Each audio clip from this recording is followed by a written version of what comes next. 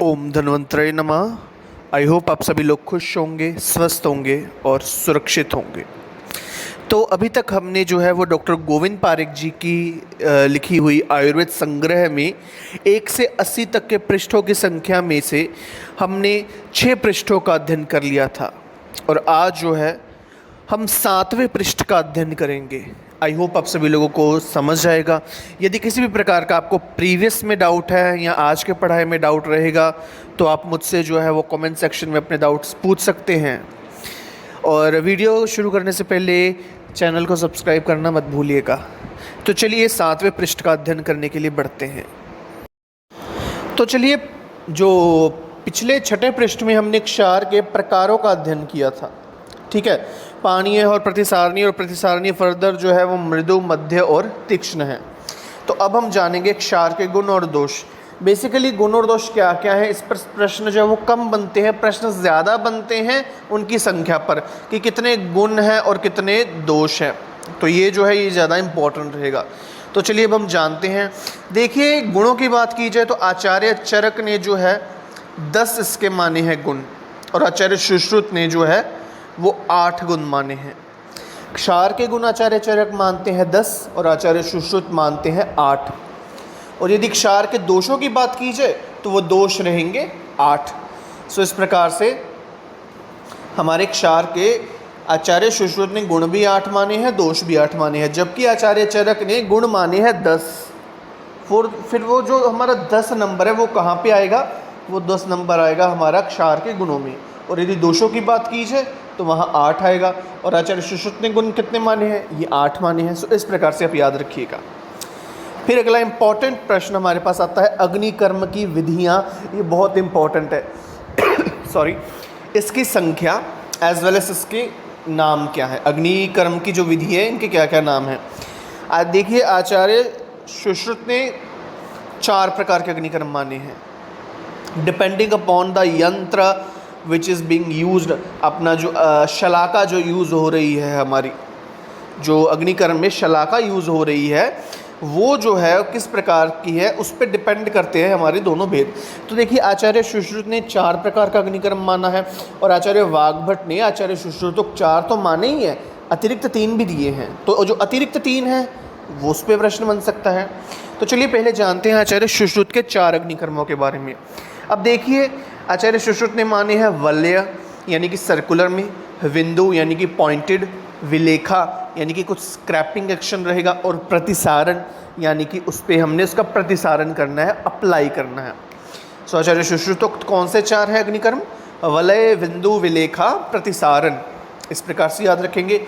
आचार्य वाग्भट की जो 7 है उसमें जो आचार्य सुश्रुत 4 तो हैं ही हैं, साथ में 3 है हमारे पास अर्धचंद्र, ठीक है, आधा चांद, स्वस्तिक आकार जो हमारा स्वस्तिक का साइन होता है, और अष्टापद, इसमें अष्टपदाकार होगी ये, ठीक है। सो इस प्रकार से जो 3 अतिरिक्त माने हैं, अर्धचंद्र, स्वस्तिक, अष्टापद, ये किस आचार्य ने माने हैं या आचार्य वाग्भट ने अतिरिक्त कौन से माने हैं, निम्न में से कौन सा आचार्य वाग्भट ने अतिरिक्त माना है, इससे प्रश्न बनेगा। सो आपको ये नाम याद रखने हैं। अगला इंपॉर्टेंट टॉपिक हमारे पास है शल्य की गतियाँ। अब शल्य की गतियाँ जो है आचार्य सुश्रुत ने मानी है 5।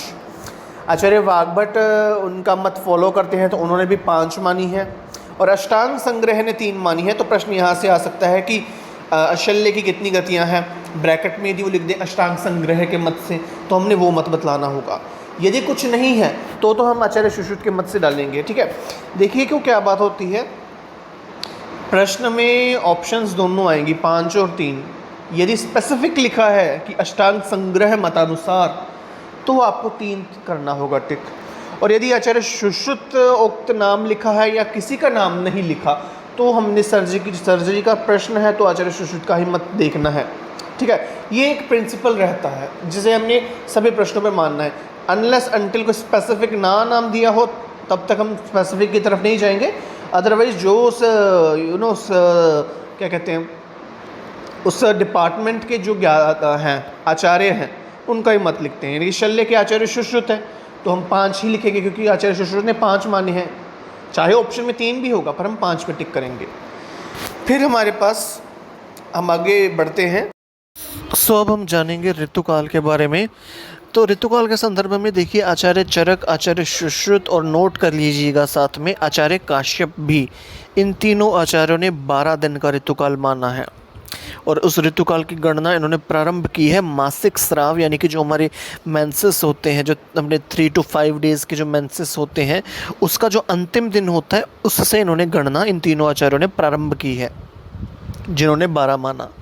अब देखिए, आचार्य वाग्भट, आचार्य भावमिश्र, मनुस्मृति और विदेह जी ने 16 दिन माने हैं। और इन्होंने मासिक स्राव के प्रथम दिन से ही, यानी कि जो हमारे जब मेंसेस प्रारंभ होते हैं फीमेल को, तो उसके प्रथम दिन से ही इन्होंने ऋतुकाल की गणना मानी है और अगले 16 दिन तक मानी है। सो एक टेबल में आप लिख लीजिएगा 12 दिन और 16 दिन। आचार्य चरक, आचार्य सुश्रुत और आचार्य काश्यप, और दूसरे में आचार्य वाग्भट, मनुस्मृति, विदेह जी और भावमिश्राचार्य। इन दोनों का अलग अलग से रहेगा, 12 का अलग और 16 का अलग।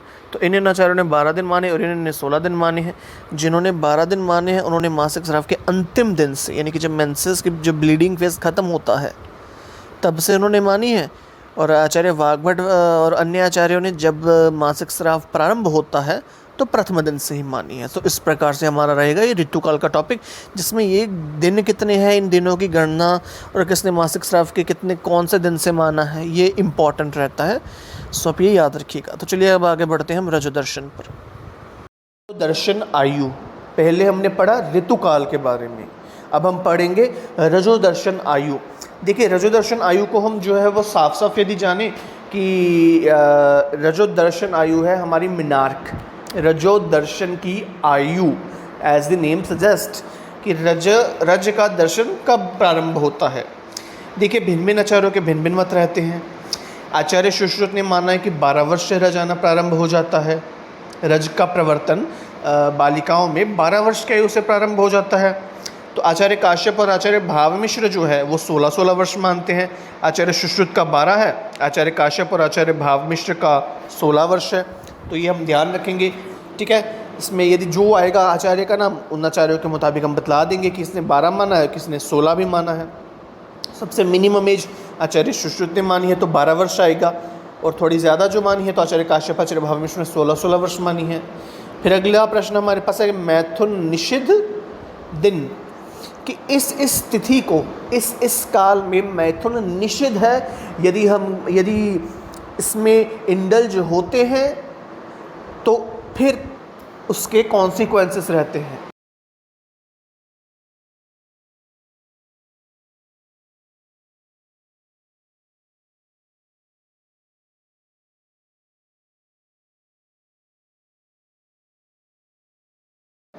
वो हमारे पास कौन कौन से हैं? आचार्य सुश्रुत और आचार्य वाग्भट ने जो कॉमन चीज़ मानी है, देखिए आचार्य सुश्रुत ने कहा है पहले 3 दिन और 13वीं रात्रि। देखिए, पहले 3 दिन और 13वीं रात्रि आचार्य सुश्रुत ने माना है। आचार्य वाग्भट ने भी पहले 3 दिन और 13वीं रात्रि माना है। तो जो अलग से आता है वो कि 11वीं रात्रि किस आचार्य ने मानी है? वो आचार्य वाग्भट ने मानी है। या आचार्य वाग्भट ने कौन कौन से काल निषिद्ध माने हैं? तो प्रथम 3 दिन, 13वीं रात्रि और 11वीं रात्रि भी आएगा।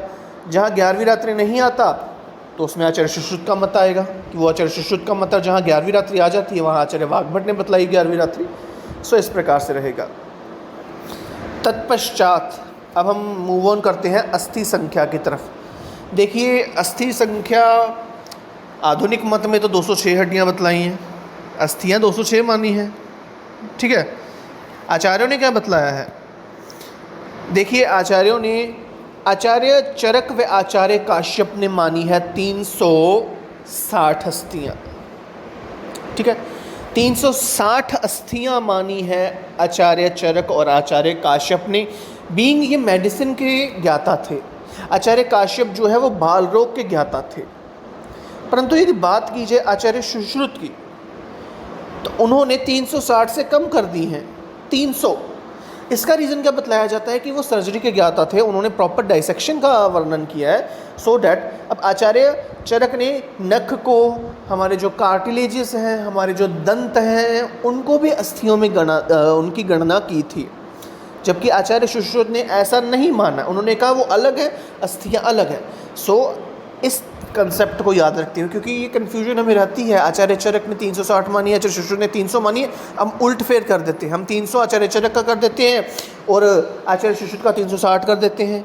ये दिमाग में आता है कि वो सर्जरी के उन्होंने ज़्यादा बताया, ऐसा नहीं है, उन्होंने ज़्यादा नहीं बताया, उन्होंने तो कहा है कि जिसको माना है वो भी नहीं है, वो अलग कैटेगरी में आएंगे, वो अस्थियाँ नहीं हैं। और फिर हमारे पास आयुर्वेद विज्ञान वालों ने 264 264, ठीक है। पर इंपॉर्टेंट आचार्यों का मत रहेगा, आचार्य भेल ने भी 300 मत मानकर आचार्य सुश्रुत के मत का अवलोकन किया। और उसके पश्चात इसकी डिवीजन फर्दर किस प्रकार से रहेगी, आचार्य सुश्रुत के मत से जो 300 है, 300 फर्दर डिवाइड होती है। देखिए डिवीजन हम करेंगे शाखा में, यानी हमारी सारी लिम्स, चारों के चारों लिम्स, मध्य शरीर और ग्रीवा से ऊपर ऊर्ध्व चतुर्गत। सो 300 डिवाइडेड इंटू 120 शाखा, मध्य शरीर 117 और 63। देखिए सीक्वेंस यही याद रखेंगे कि हमारी पहले शाखा आएगी, फिर मध्य शरीर आएगा और फिर ग्रीवा से ऊपर ऊर्ध्व चतुर्गत आ जाएगा। यही सीक्वेंस याद रखेंगे, सिर से नहीं शुरू होंगे शाखा से, शाखा के बाद मध्य शरीर और उसके बाद ऊर्ध्व चतुर्गत। तो यही सीक्वेंस है, हम 120 फिर उससे कम 117 फिर 63, ये डिवीजन हम बार बार पढ़ेंगे तो हमें याद खुद ब खुद हो जाएगी। आचार्य चरक ने बतलाए हैं, जो साइड पे मैंने लिखा हुआ पेंसिल से, 128, बिकॉज उन्होंने 360 मानी है, तो डिवीजन उनका रहेगा 128, फिर 140, मध्य शरीर में उन्होंने ज़्यादा मानी है, और उसके बाद 92 52। आचार्य वाग्भट के मत की बात की जाए तो आचार्य वाग्भट ने डिवीजन किस प्रकार से किया है, आचार्य चरक ने जो 140 मध्य शरीर में बतलाई थी, आचार्य वाग्भट ने जो है वो 140 मानी है हमारे शाखा में, 120 मानी है मध्य शरीर में और 100 मानी है ऊर्ध्व चतुर्गत। सो कुल मिला के ये भी 360 है। आचार्य चरक, आचार्य काश्यप और आचार्य वाग्भट, ये तीनों का 360 संख्या आएगी, और आचार्य सुश्रुत और आचार्य भेल 300 संख्या आएगी, ठीक है। आचार्य चरक का डिवीजन हो गया, आचार्य वाग्भट का डिवीजन हो गया। इमेजिनेशन स्ट्रॉन्ग रखनी है, बार बार मनन करना है, तभी चीज़ें याद रहती हैं। सो किसी ने 140 मध्य में माना है तो आचार्य वाग्भट ने आकर उन्हें शाखा में मान लिया, तो ये याद रखेंगे हम। फिर आधुनिक मतानुसार जो 120 हमारी शाखा, 50 मध्य शरीर और 36 मानी है ऊर्ध्व चतुर्गत। सो ये जो है डिवीजन है, अलग अलग करके हम पेपर पे लिख लेंगे ताकि हमें याद रहे और उसका मनन करेंगे। एक ना एक प्रश्न जरूर आ जाता है इनमें से कि आचार्य चरक ने या आचार्य वाग्भट ने या आचार्य सुश्रुत ने इस प्रकार के प्रश्न आएगा कि कितनी संख्या मानी है, या असर्शन या रीजनिंग में, या चूज ए करेक्ट और अनकरेक्ट स्टेटमेंट को रूल आउट करो, इस प्रकार से प्रश्न में आ जाएगा। कि वो ये भी कह सकते हैं कि आचार्य सुश्रुत ने 360 मानी है, ये उपरोक्त स्टेटमेंट सही है गलत है। 4 स्टेटमेंट दी होती हैं, ऊपर की चारों गलत, मतलब उनमें से कौन सी सही है कौन सी गलत है, प्रश्न बड़े प्रकार के बनते हैं, वो जब MCQ सेक्शन में जाएंगे तब हम देखेंगे। फिर आती है हमारे पास बारी संधियों की, जॉइंट्स की। अब देखिए ये भी बहुत इंपॉर्टेंट है, हर चीज़ इंपॉर्टेंट है इस पेज की, हर चीज़ इंपॉर्टेंट है। संधि की संख्या आचार्य चरक ने 200 मानी है, आचार्य सुश्रुत ने मानी है 210। अब यहाँ थोड़ा अलग हो गया, वहाँ अधिक मानी थी और वहाँ कम मानी थी आचार्य सुश्रुत ने, यहाँ आचार्य चरक ने कम मानी, आचार्य सुश्रुत ने ज़्यादा मान ली हैं। तो इस प्रकार से याद रखेंगे 200 संख्या आचार्य चरक की, 210 संधियाँ मानी है आचार्य सुश्रुत ने। भगवान श्री पुनर्वसु आत्रेय ने मानी है 2000 संधियाँ।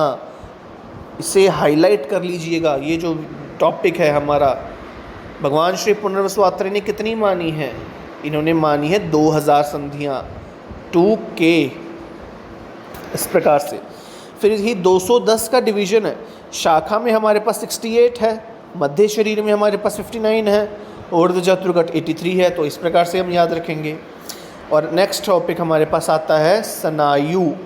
स्नायु जो है आचार्य चरक और आचार्य सुश्रुत दोनों ने 900 ही माने हैं, यहाँ भिन्नता नहीं है। यहाँ सीधा प्रश्न भी आ सकता है स्नायु की, क्योंकि ना आचार्य का मत वो तब देते हैं जब किसी आचार्य ने कुछ स्पेसिफिक अलग से दिया हो। उन्होंने ये चेक करना है कि बच्चे ने डेप्थ में पढ़ा है कि नहीं है, ठीक है। तो यहाँ 900 सिंपल सवाल आ जाएगा, स्नायु कितने हैं, या इसका प्रश्न जो उसमें डाल देंगे कि पेशी, जैसे संधि, अस्थि, इनकी संख्या के साथ जोड़ के इसका प्रश्न डाल देंगे, ठीक है। तो वो फर्दर डिटेल में नहीं जाएंगे क्योंकि दोनों आचार्यों के मत तो सेम ही है।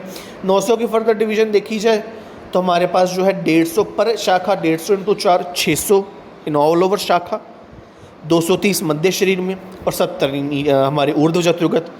इसी मोस्टली यही होता है कि शाखा, मध्य शरीर और ग्रीवा में जब हम नीचे आते हैं तो संख्या भी कम होती है, तो ऐसे याद करना हमारे लिए ईजी हो जाएगा। ठीक है, फिर हमारे पास आती है हमारा next and the last topic of this page, हमारा पेशी यानी मसल्स। पेशी की संख्या आचार्य चरक ने मानी है 400 और आचार्य सुश्रुत ने मानी है 500। ठीक है, ये याद रखेंगे।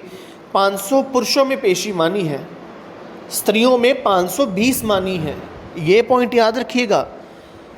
प्रश्न आ जाता है कि आचार्य सुश्रुत ने पेशी की संख्या किसमें मानी है, हम जल्दी जल्दी टिक कर देते हैं 500 पे, पर वहाँ प्रश्न डिटेल में पढ़ना होता है। मोस्टली प्रश्न आता है कि आचार्य सुश्रुत ने स्त्रियों में पेशियों की संख्या कितनी मानी है, तो स्त्रियों में 500 भी आएगा, 520 भी आएगा, तो हम 520 पे टिक करेंगे। प्रश्न को 2 बार हमने पढ़ना है, तो वो जो फर्दर 500 का डिवीजन रहेगा हमारे पास वो रहेगा इस प्रकार से। शाखा में 400, यहाँ करेक्शन कर लेंगे, मध्य शरीर में 67 का 66 कर लेंगे और ऊर्ध्व चतुर्गत में हम 33 से 34 कर लेंगे, ये करेक्शन कर लेंगे हम। ठीक है, और हम प्रश्न को याद से पढ़ेंगे ताकि हमें कन्फ्यूजन ना हो, क्योंकि अलग से 20 पेशियाँ मानी है, क्योंकि उनका स्त्रियों में स्तन भी है और गर्भाशय भी है, तो वहाँ की पेशियाँ इंक्लूड करके 500 से 520 संख्या हो जाएगी स्त्रियों में। सो इस प्रकार से हमारा ये 7वें पृष्ठ का अध्ययन जो है वो संपन्न होता है। आई होप आपको जो है वो समझ लगा होगा। आपकी यदि क्वेरीज है तो कमेंट सेक्शन में पूछ सकते हैं, बिकॉज़ ये चीज़ें जो है यहाँ अभी तक तो हमारा संख्यात्मक चल रहा है, डिविजन्स चल रही हैं, भेद चल रहे हैं।